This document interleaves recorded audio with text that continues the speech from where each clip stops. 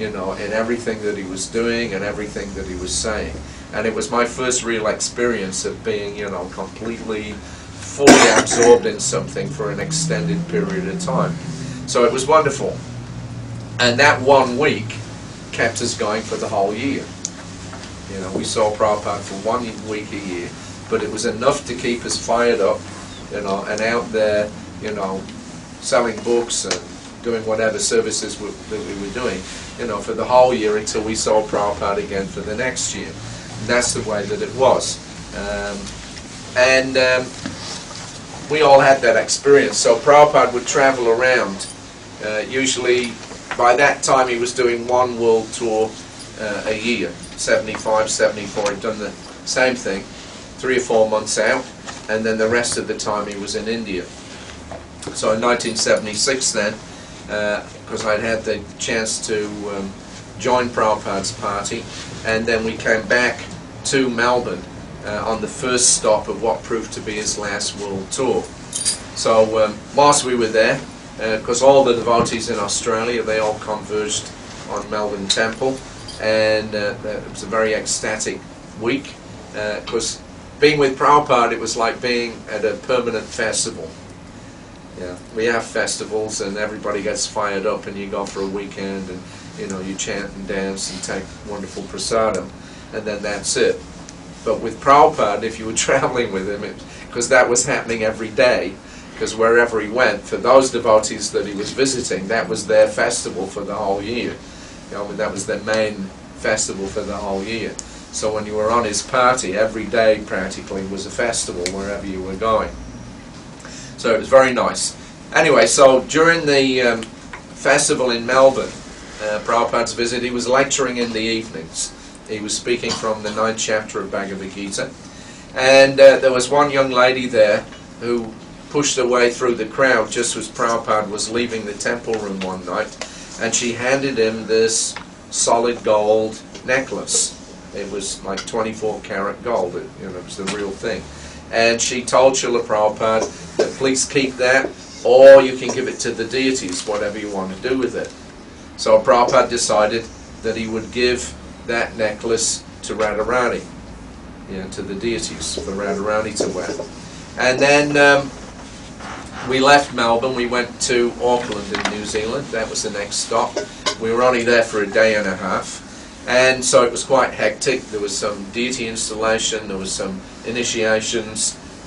Prabhupada was lecturing.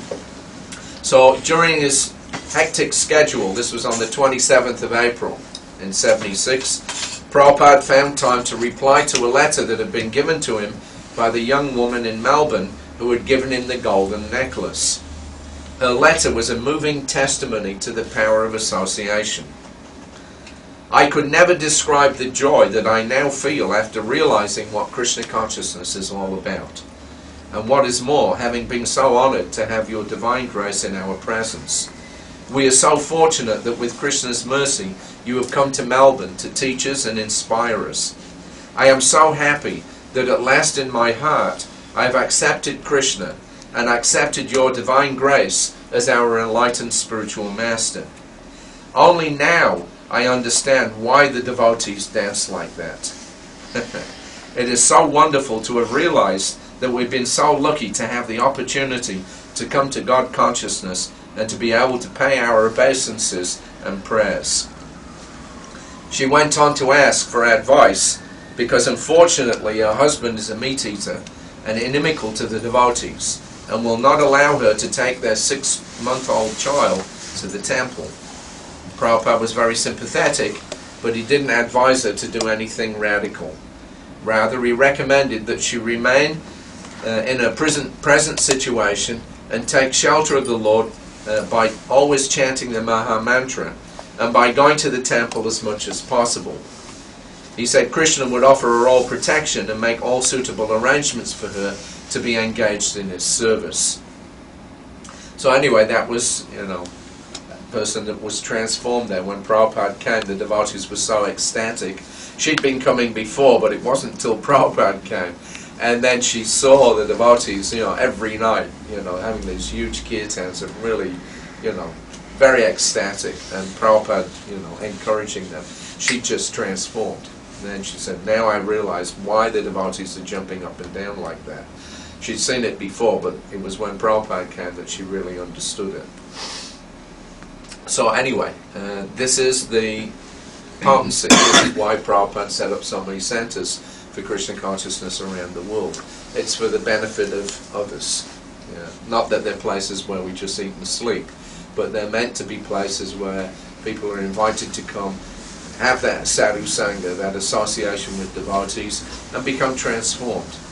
So after Auckland, we flew to Fiji for a week. Then we flew from Fiji to Hawaii, and we were there for 1 month at our temple in Honolulu. Prabhupada had gone there particularly because he needed some peace and quiet so that he could do more translation work on his books. He was working on the translation of the Srimad Bhagavatam. And the devotees had asked him, if you go to Hawaii for 1 month, there's no visitors, so it'll be very quiet and you'll be able to increase your writing. So Prabhupada did that, and he in fact increased his literary output about 7 times the normal amount, just because he was in one place and he wasn't being disturbed. So during that period then in Honolulu, he was speaking from the 6th canto of the Srimad Bhagavatam, 1st chapter, which deals with the life of Ajamil and the efficacy, of course, of chanting the holy names. So this particular morning, on the 16th of May, Prabhupada was talking, the verse was about, it was an answer to Pariksit Maharaj's doubts about the efficacy of atonement. And Sukadev Goswami gives his final conclusion in verse 16. My dear king, if a sinful person engages in the service of a bona fide devotee of the Lord, and thus learns how to dedicate himself to the lotus feet of Krishna, he can be completely purified. One cannot become purified merely by undergoing austerity, penance, brahmacharya, and the other methods of atonement that I have previously described. Only by serving the bona fide devotee. Prabhupada emphasized the importance of the role that the guru and the need for good association. He gave the example of Dhruva Maharaj, who, although he was only 5 years old and had no knowledge of God, was nevertheless very determined to see him. Because of this, he was shown great mercy. Krishna saw, oh, this boy is very determined, Prabhupada said. Therefore, he sent his representative, Narada. Go and train him. He is very eager. Therefore, he sent his representative. Therefore, Chaitanya Mahaprabhu says that you can enter into the devotional service by double mercy. One mercy is Krishna, the other mercy is the spiritual master. One cannot become Krishnarpita Prana, one cannot dedicate his life to Krishna unless he has gotten the mercy of the spiritual master. Therefore, Narottam Das Thakur has said in many of his songs, Charya Vaishnava Seva Nishtara Payechi Keva. Without serving a Vaishnav, who has got liberation? So our ambition should be to serve Krishna through the disciplic succession, Guru, and live in the association of devotees. This is the process. So we're opening so many centers all over the world, and this is the process, that people may take chance of associating with devotees and the chance of serving the Vaishnavas. Then it will be successful. Okay, so just, what time do we?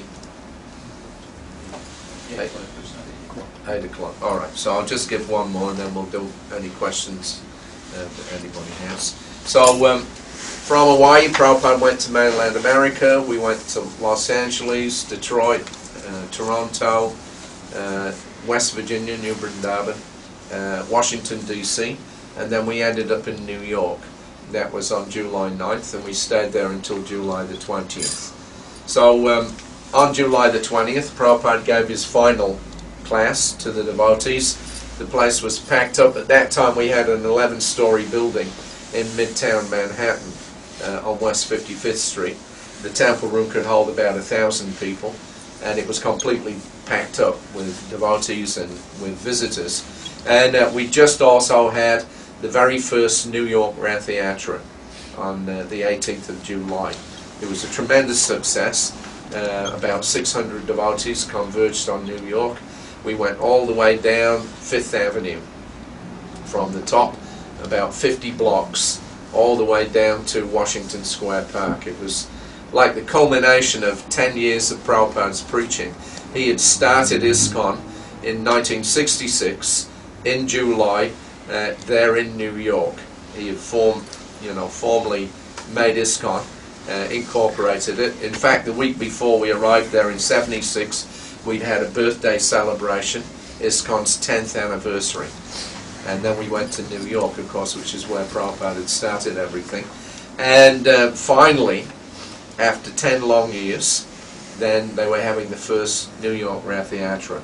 So it was a huge success, and it was like a culmination of all of Prabhupada's work for the last 10 years.